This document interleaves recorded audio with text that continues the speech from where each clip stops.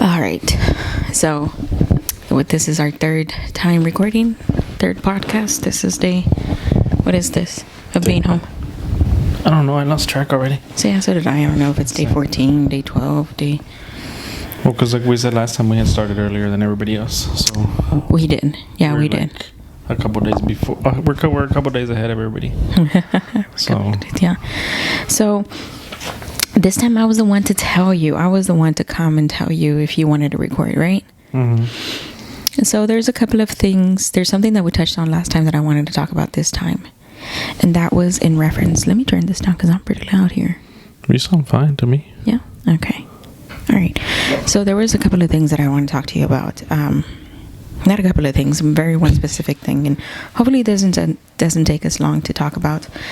But so you were talking about like how this the whole social distancing was like being mentally affected, right? Or how mental health is being affected. Yeah.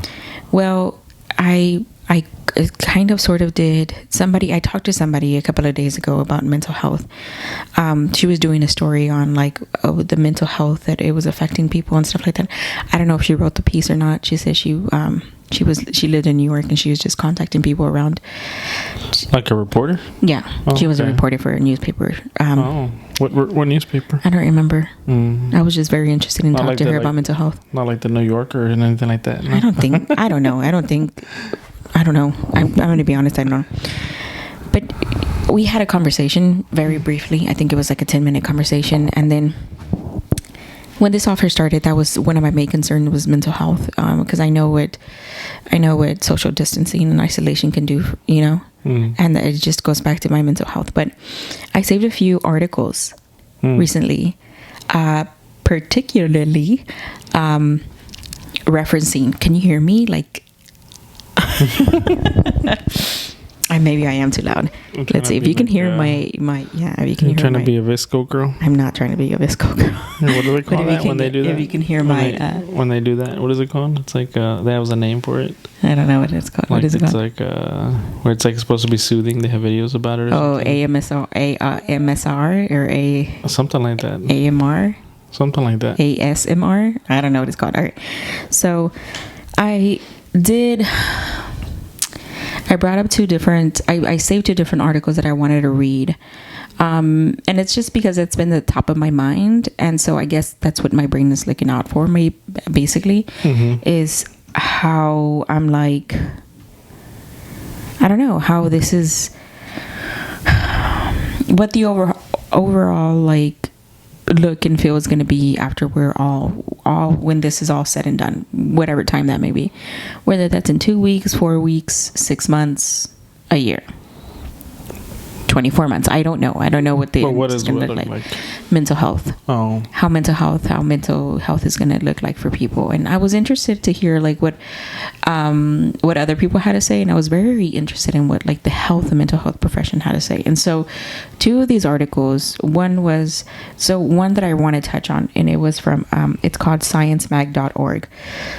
So in this article, the writer was talking about social distancing and the unintended consequences was the title. It said, due to the pandemic, the asking of public officials has been to socially distance to a species that this does not come naturally to. Although it is not, I don't know how she put it exactly, but because I don't have the article in front of me here. Let me grab my phone. That's not my phone. Okay, so anyways, what she was basically saying is that they're asking us to do something that's not, Becky, the star of the show here. They're asking us to do something that doesn't come naturally to the human species. And isolate. To social distance. Whether that's through isolation or whether that's through whether that's without engagement of like the comfort of being in front of each other or very close to each other, handshaking and so on and so forth.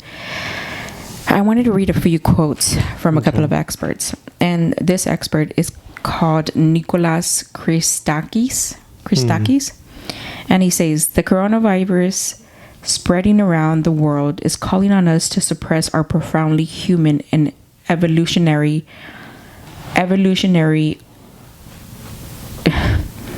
You and this Becky, can y'all stop I'm here trying for a to get second? her like away from you. She's trying to go down to your arm. Can I Look, help there you, she man? goes. What do you? Hi, mommy. Okay. The coronavirus spreading around the world is calling for us to suppress a profound what is human and evolutionary. Wired for us. Impulses for connection, seeing our friends, getting together in groups, or touching each other. Right? So this is, you know how some people have this conversation of like introvert versus extrovert, or introvert and extrovert. Becky, you need to get down. Becky, you gotta get. So she's talking about social distance is not the thing for her. Jesus heaven. Did she scratch you good? She scratched me. Oh, Becky. So what they're basically saying is it's not natural for us to quote unquote social distance ourselves from each other. It's not something that it's humanly possible, but it's not innate in us to want to do that. Like, it's social human interaction is something that just, it's a part of our DNA, right? And so they're saying that long periods of time of social isolation can increase even health problems like heart disease. Well, obviously it can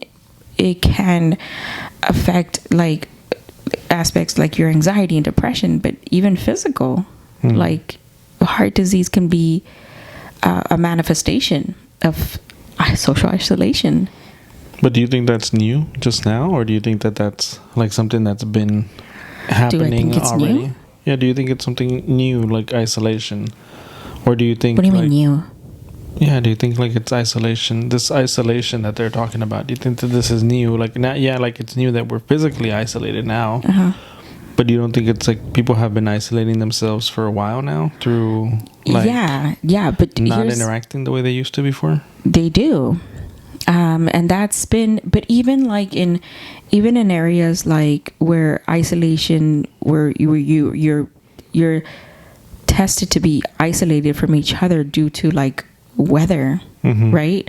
Like in Antarctica or different places in Alaska and places like, but even there they have like close knit communities of like 20 to 30 people, right? Because it's within us to want to socialize with people. No, I know that, but what I mean is like, what I mean when I say that is like, do you think it's new, or do you think that like because of social media, like people have been isolating themselves anyway? Well, here's the thing. All right, let me keep going with this. And so they include to say social contact can buffer the negative effects of stress. So I know you asked me a question, and I'm going to talk about that a little bit later. Go ahead. I'm just listening. So it says its social contact can buffer the negative effects of stress. Lab studies have found that having a friend present can reduce a person's cardiovascular response to stressful tasks. So even when you have family, even when you have a job and you socialize there, right? But if you are stressed out in one of those situations or both, a friend can really reduce that stress, which means your physical heart won't be so impacted. That's immense, right? So social distancing, if you're already stressed by, say, your family, and your social distance is social distance from friends, but you're like, it's your family who's stressing you out, that can increase, a series of events where you can have a heart issue.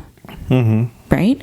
And so I was like, God, that there's a lot comes along with just having a drink with a friend, having coffee with a friend. Right? And they're asking that nobody do that. So of course, mental health is going to be an issue. It's going to, obviously there's awareness around that. And that's, along with actually getting physically sick, people are worried about mental illness, right? In this moment. So to continue, because I really found this article really interesting and I really, really loved it. It said, where was the article? I found it, it's a lot of suggested things to me when I go on like. But you don't remember the source? Yeah. Like what publication or what outlet? It's called sciencemag.org.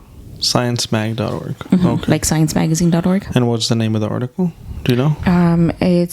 It's called Social Distancing, Unintended Consequences. Now that's my shorted version of the title. It was longer. I just shorted it. I just shortened it. I just shortened it. I shorted the line. I'm sorry. We're recording. It's like 1:00. I'm not thinking that well. I'm feeling very well. In terms, like, I can feel this, but I'm not thinking very, like, specifically. Okay. So there was another person who contributed that said, there's an enormous individual variation in people's ability to handle social isolation and stress.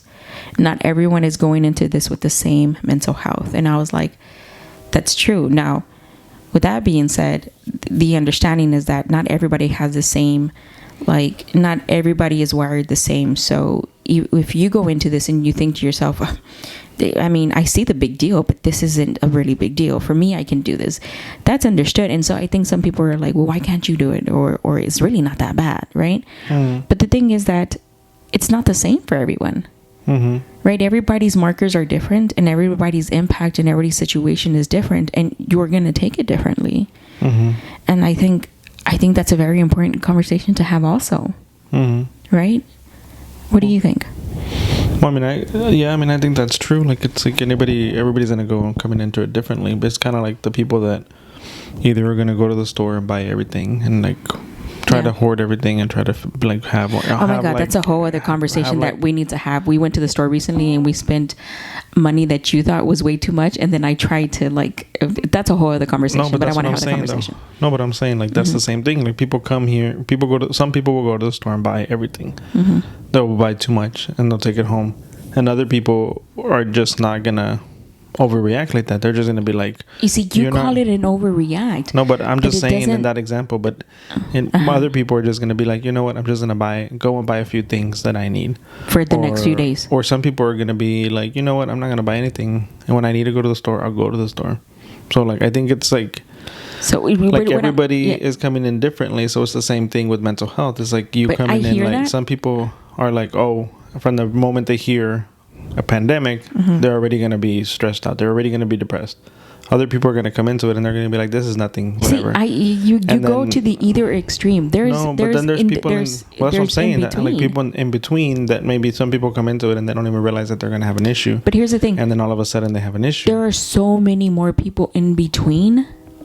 That is the factor here. That is the conversation, that part of the conversation that I want to have is that, some people are absolutely, like, can deal with this, and there's some people that absolutely cannot deal with it. Right? What I'm talking about is the in-between people, those who are impacted in per se maybe a short period of time, that need to see somebody, counseling or something for a short period of time after this, or somebody who might be impacted and didn't even know that they needed this, and they're gonna need, like, right, so this is going to be traumatizing for them, as opposed to somebody else who kind of, it's something that happened to them. Right? And other people are like, whoa, like, okay, this is big for me, this is a problem. There's a lot more people in between than there is extremities of it. So another quote that I wanted to read is just that, what you touched on earlier, which is, we are fortunate to live in an era where technology will allow us to see and hear our friends and family, even from a distance. Would you agree? Yeah, I mean, I said that, I brought that up a couple times this week when I was just having random conversations, when I was telling people, like, you know, I think, like, had this happened any other time when we didn't have all these tools, where we didn't have social media, where we didn't have Zoom and everything else, and all these other tools that you can use to stream and to FaceTime and whatever, like, how much worse would it have been? Because we wouldn't have been able to communicate with anybody. Like, if you're just stuck at your house and you can't go anywhere, you can't communicate, like, what are you going to do? You can, like, do a dial call, like, you're going to call them over the phone.